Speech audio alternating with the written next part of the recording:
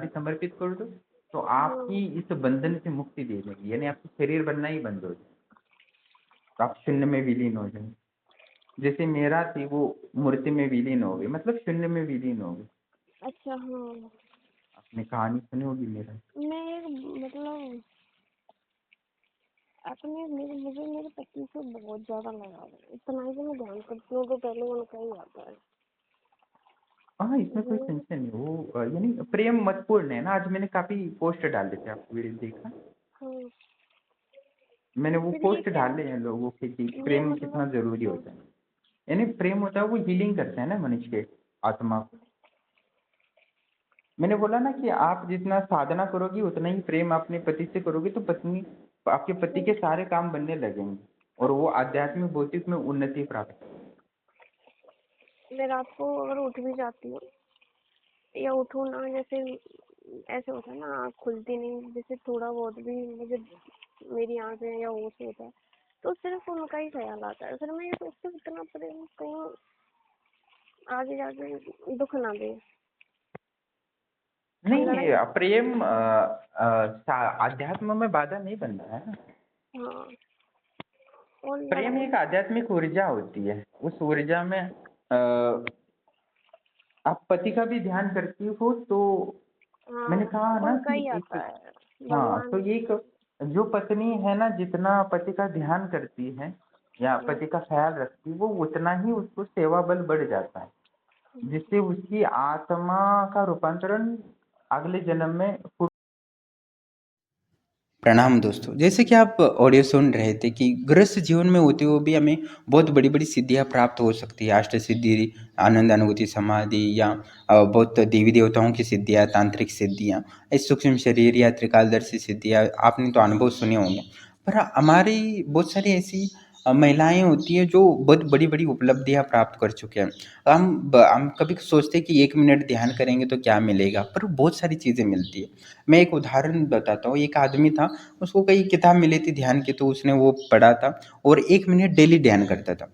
तो वैसे 1 मिनट ध्यान करते करते वो 3-4 साल तक करता रहा। उसके बाद वो अचानक त्रिकालदर्शी बन गया, और अचानक त्रिकालदर्शी बन गया तो उसने उसके बाद वो त्रिकालदर्शी से सट्टा कैसीनो में पैसा लगाना शुरू किया।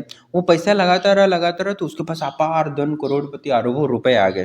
तो उसने वो पैसा है ना पूरा स्कूल खोलने के लिए, अनाथ बच्चों को ले पूरी दुनिया में खोल दी। ये सत्य घटना है। तो ऐसे बहुत सारे लोग हैं जो एक एक 5-5 मिनट ध्यान करके ना बड़ी उपलब्धि की, और अपने समाज, अपने देश के लिए, साथ ही अपने परिवार के लिए बहुत कुछ उन्होंने किया है। आश्रम में भी वैसे बहुत सारी महिलाएं हैं जो त्रिकालदर्शी बन गई है, अपने पति को मार्गदर्शन करती है। बहुत सारे अपने पति का एक्सीडेंट होने से बचा लिया। बहुत सारी ऐसी महिलाएं हैं पति को जो पहले पति है ना उनको बहुत गाली गलौज करते थे, मारपीट करते या कोई वैल्यू नहीं देते थे, वही पति पूछते अच्छा तुम्हें ध्यान में क्या दिखा, अच्छा तुम्हें सपने में क्या है। बहुत सारी ऐसी महिलाएं हैं जो साधना करके उनको स्वप्न सिद्धि हो गई है, तो स्वप्न में दिख जाता है कि आगे क्या होने वाला है, या पति को त्रिकालदर्शी के माध्यम से मार्गदर्शन कर रही है। जो घर में कोई वैल्यू नहीं था तो उनकी वैल्यू बढ़ गई है साधना से। तो साधना कोई महिला करती है तो उसके पति के लिए बहुत सारा लाभ होता है, उनका जीवन बदल सकता है। पहले की बहुत सारी ऐसी महिलाएं थी जो पति को बहुत ज्ञान प्रदान करती थी। शंकराचार्य से शास्त्रार्थ करने के लिए लड़ने वाली आपने कहानी सुनी होगी, या बहुत सारी उपनिषदों में भी बहुत सारी ऐसी महिलाएं हैं जिन्होंने ज्ञान से समाज को होतप्रोत कर दिया, उनके प्रचंड परमात्मा का ज्ञान प्राप्त कर लिया। तो एक महिलाओं के पास उपलब्धि होती है, समय होता है कि जब पति काम पे चला जाता है, सुबह से टिफिन बना लेके बच्चे के स्कूल चले जाते हैं, तो पूरा ध्यान और साधना या तंत्र बल की ऊर्जा, प्राण बल की ऊर्जा और योग की सिद्धियां प्राप्त कर सकती है। ऐसे नहीं, बहुत सारी पुराणों में भी उदाहरण है। आपने चौड़ाला की कहानी सुनी होगी। जब उनके पति शरीर से निकल गए थे, आत्मा बाहर, तब वो अपने पति के शरीर में जाके राज्य को संभालती थी।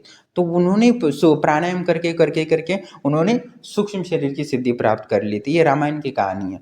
तो वहाँ अपनी चुड़ाला एक रानी भी थी। तो राजा के जब आत्मा शरीर से निकल गई थी तो राज्य कौन संभालेगा, राज्य में अस्त व्यस्त हो जाता था। तो वो पूरा रात भर अपने पति का शरीर का ध्यान रखती थी, और दिन में राज्य पति के शरीर में स्थान ग्रहण करके पति के शरीर में ही राज्य संभाल लेती थी, और पूरे राज्य को सुव्यवस्थित रखकर अपनी शत्रुओं से रक्षा करती थी, प्रजा रक्षा करती थी और राज्य को चलाती थी, और फिर रात को शरीर से बाहर आ जाती थी और अपने पति के शरीर की सुरक्षा करती थी।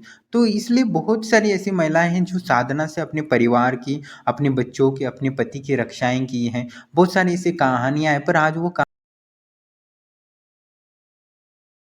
पिछले हफ्ते मैंने एक वीडियो डाला था त्रिकालदर्शी साधिका का, तो वो पूछ रही थी मेरे घर में जो बच्चा है वो भी क्या उस पर भी कुछ प्रभाव पड़ेगा। मैंने तब बोला था वो एक ज्ञानी और बुद्धिमानी बनेगा और उसका विवेक जागृत होगा। और कहने का तात्पर्य ऐसा कोई व्यक्ति है, जैसे कि कोई महिला है जो साधना कर रही है, तो कहीं ना कहीं पूरे समाज पे उसका प्रभाव पड़ेगा। जैसे समझो कि कोई शिशु की माँ है, गर्भ में है और माँ साधना कर रही है, तो उसका विवेक जागृत होगा और आगे जाके इसका समाज में ये परिवर्तन होगा कि वो अपने काम को सहन करने का सामर्थ्य विकसित करेगा, जिससे कि काम की ऊर्जा है उसके देह बल में रूपांतरित होगी। जो आगे की वंश वाले बीमारियां कम होंगी, उसकी जो जेनेटिक रूपांतरण है वो स्ट्रांग बनेगा एकदम। जैसे सांड में होता है ना, एकदम स्ट्रांग होता है, टेस्टोस्टेरोन जैसा लिया हो, तो वो वाला उसी गुण विकसित होने लगे। क्योंकि आजकल के लोग है ना, काम को सहन करने की क्षमता नहीं है, वो विवेक बुद्धि उनको सहन ही नहीं कर सकते वासना को। तो वासना को सहन करने का वृद्धि हो जाएगी जब माताएं साधना ही करेंगी, तो उनके बच्चे काम को सहन करेंगे और वो जो काम ऊर्जा बह रही है, व्यर्थ जा रही है, उसको देह मल भी रूपांतरित होंगी, जिससे कि उनकी सुंदरता बढ़ेगी, आरोग्यता बढ़ेगी, देह एक सुंदर और बलवान दष्ट पुष्ट हो जाएगा। और इसका परिणाम ये भी होगा कि वो ईमानदार और एक विवेकी और मेहनती आदमी होंगे, और साथ ही वो बलात्कार भी किसी पे करने के बारे में 10 बार सोचेंगे। ऐसा विवेकपूर्ण और मूर्खता वाला काम कोई नहीं करेगा। इसलिए जो महिलाएं साधना कर रही है, तो उनके बच्चे कभी बलात्कारी या अविवेकीन और मूर्खतापूर्ण व्यवहार या मर्डर ऐसा नहीं करेंगे। ना क्रोध के वश वो किसी का मर्डर नहीं करेंगे, काम के वश किसी का रेप नहीं करेंगे। इसलिए महिलाओं को साधना करना चाहिए कि उनके बच्चों का संस्कार विकसित हो सके, उनका विवेक जागृत हो सके। पर महिलाएं क्या करती है, उसको डांटती है, काटती है, पीटती है, पर उससे कोई सुधारने वाला नहीं है। पर एक माला कर ले तो उसके घर में वो शिशु है वो विवेकवान पैदा होगा, उससे दिव्य आत्मा पैदा होगी, जिससे कि समाज में एक सकारात्मक ऊर्जा का जन्म होगा। इसलिए महिलाओं को साधना करने से पूरा ब्रह्मांड ही सुंदर और हो सकता है, इसमें कोई संशय नहीं है। क्योंकि महिलाएं ही संसार का मूल का आधार है, और मूल को ही आधार को ऊर्जावान विवेकवान बना देते, तो निश्चित ही संसार सुख में और सकारात्मक ऊर्जा में फैलने में मदद होती है। तो मुझे लगता है कि बहुत सारी महिलाएं साधना करेंगी तो उनके बच्चे कभी बलात्कारी नहीं होंगे। तो कम से कम इसके लिए तो आपको जप करना चाहिए, जिससे समाज अच्छा हो जाए। और समझो कि आप जप वगैरह साधना नहीं करते तो संभावना है कि आपका बच्चा विवेकवान हो सकता है, ऐसा कि नहीं हो सकता हो, पर 100% आप साधना करोगे तो विवेकवान होगा और कभी बलात्कारी भारत में पैदा नहीं होगा। इसलिए ज़रूरी है, एक फ़ायदा है समाज के लिए। और वो मैंने बहुत सारी कहानियाँ बताई कि बहुत सारी वर्तमान में जो आश्रम से जुड़ के महिलाएं साधना करी, वो कितना बच्चों को रूपांतरित करना। एक मैंने वीडियो डाला था कुछ महीने पहले, उनका बच्चा इतना क्रोध में था कि वो सहन ही नहीं करता था। जिस दिन से वो साधना करने लगी, तो वो अपने आप को शांत करने लगा, अपने आप को क्रोध को शांति में रूपांतरित करके उस परिस्थिति को समझने की कोशिश कर रहा है। और क्रोध वैसे इधर की चीज़ें फोड़ देना, किसी को मारना पीटना, वो सब स्वतः ही बंद कर दिया।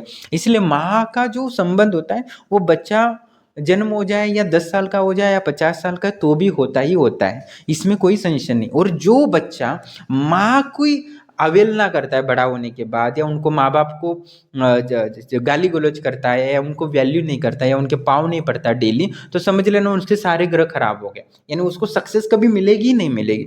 जो बच्चा माँ को और पिता को द्वेष कर रहा है या गाली गलौज कर रहा है, तो समझ लेना उसके ग्रह खराब हो जाए। तो उसको प्रकृति उसको कुछ देती ही नहीं है, वो कितना भी मेहनत करे उसको सफलता नहीं मिलती।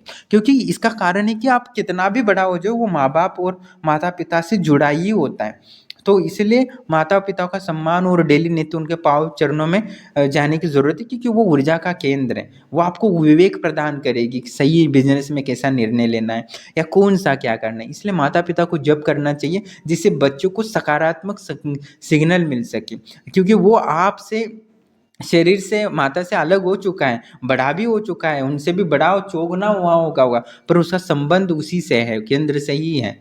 जैसे सेल्स में एक न्यूक्लियस उसका संबंध न्यूक्लियस है, न्यूक्लियस खत्म तो सब खत्म।